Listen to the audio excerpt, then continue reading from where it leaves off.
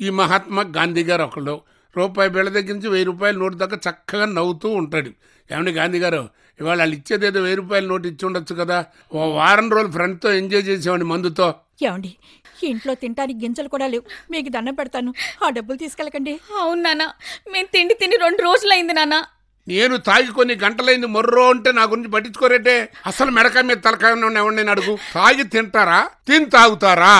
అసలు అట ముప్పూట కూర్చుని మెక్కాలి అనుకుంటే మంచి ఫ్యాషన్ బొమ్మలు తయారు చేసి పబ్లిక్ ని అట్రాక్ట్ చేయాలి. అంతేగాని ఓ బొక్క బకిరి గారి బొమ్మ తయారు చేసి నట్టింటో కూర్చుని బాబా అని అరవకూడదు. బయట కూర్చుని అమ్మా అని అరిసి అడుక్కు తినేవాడికి లోపల కూర్చుని బాబా అనేవాడికి తేడా తెలియదు. ఏమండి, తిడితే మమ్మల్ని తిట్టారు కానీ బాబాని ఏమనకండి. నర్మయ్, ఏంటమ్మా నువ్వు బాబా అంటే భక్తిను, నేను బాబా అంటే భూత. సర్లే అన్నమాట అట్టగా అన్నావు గాని ఇదిగో నీ కళ్ళు లేవు, చూచావలేవు. దీన్ని బాబా గదే బొక్క ఫకీర్గాడు అంటాను. ఏం చేసుకుంటారు చేసుకో. బాబా పంపిన భాష అమ్మా. మన ఇబ్రాహీం తమ్ముడు పాపం ఎన్నో వ్యాపారాలు చేసి దెబ్బతిన్నాడు. నువ్వు చేస్తున్న బాబా విగ్రహాల వ్యాపారం మొదలెడితే అందరి కష్టాలు గట్టెక్కుతాయని నేనే తీసుకొచ్చాను. అవునక్క, ఈ రోజు నుంచి నువ్వు చేసే బాబా విగ్రహాలని నేనమ్ముతాను. ముందుగా ఈ బాబా విగ్రహంతోనే మొదలెడతాను. అడ్వాన్స్గా ఈ 500 ఉంచక్క.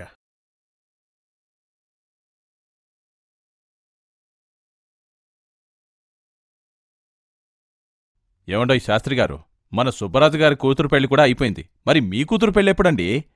సంబంధాలు చూస్తున్నాం శర్మగారు, కానీ కుదరటం లేదు.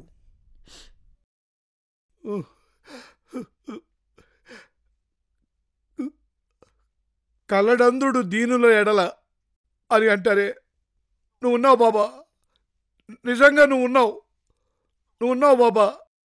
కానీ నువ్వేం చేశావు? నా పెళ్లి పత్రిక మొట్టమొదట నీకే ఇచ్చానే.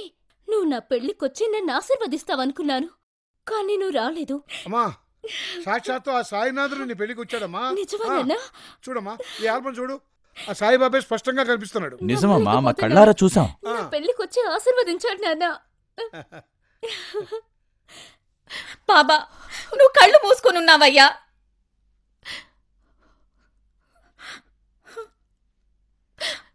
అందుకే మా అమ్మకి కళ్ళు తెప్పించలేకపోతున్నావు. చిచి, నీ అంత నీచుడి భూమి మీద ఎవడ ఉండడు. భూమికి బారురా వీడు బతకడమే వేస్ట్. చంపేయండి రండి. నీ కంటి చూపు కోసం దాచుకున్న డబ్బుతో తాగి తందనాలాడిన దౌర్భాగ్యుడయ్యా. కొడుకులా కష్టపడతా ఉంటే ఆ సొమ్ము కూడా తీసుకెళ్లి తాగేశాను.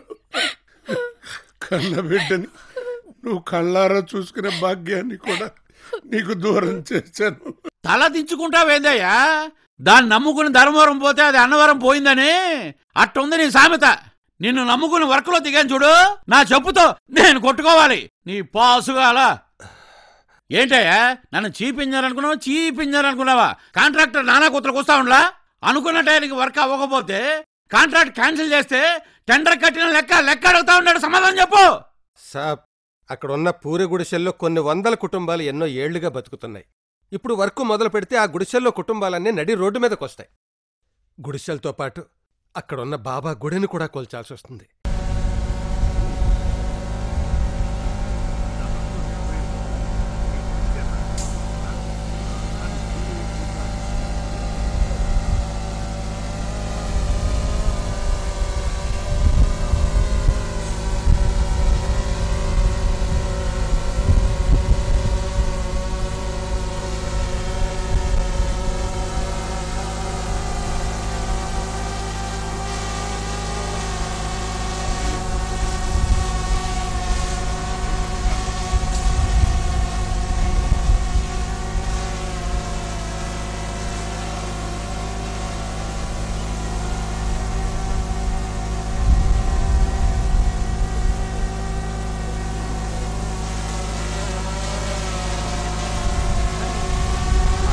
ఈయన కోసం బాబా గారు వచ్చి సాక్ష్యం చెప్తారట.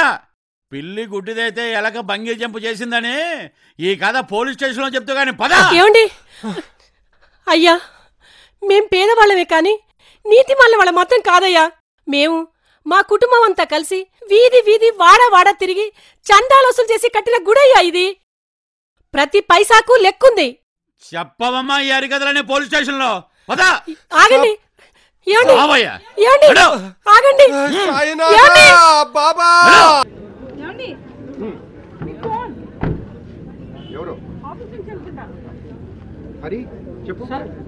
ఇక్కడ షార్ట్ సర్క్యూట్ వచ్చేసి కాలిపోయింది సార్.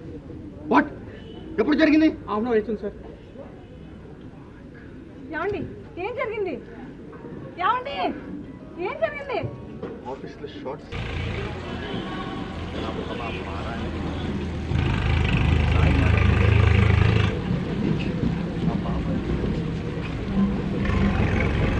భక్తులు కష్టమేమో.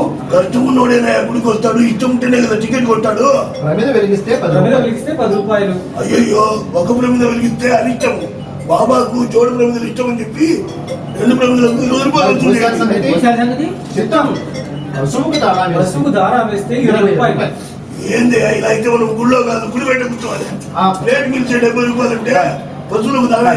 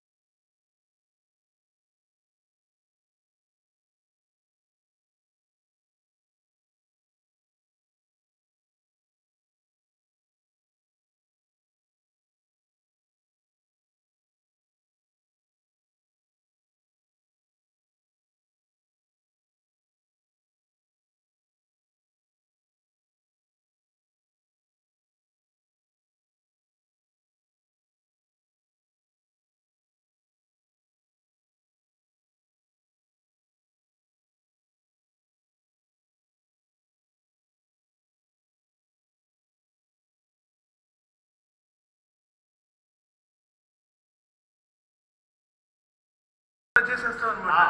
అయితే సరే.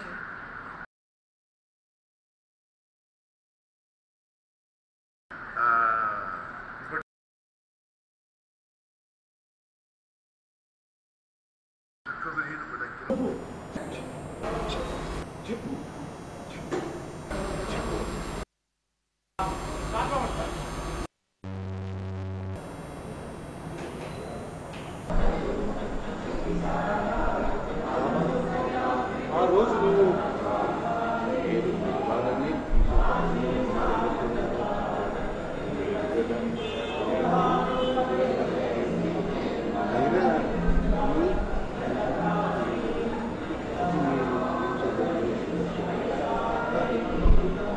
బాబాను చూసిన వాళ్ళు కానీ బాబాను చూసిన వాళ్ళు కలిసి తిరిగిన వాళ్ళు కానీ కలిసి తిరిగిన వాళ్ళు కానీ మీలో ఎవరైనా ఉన్నారా?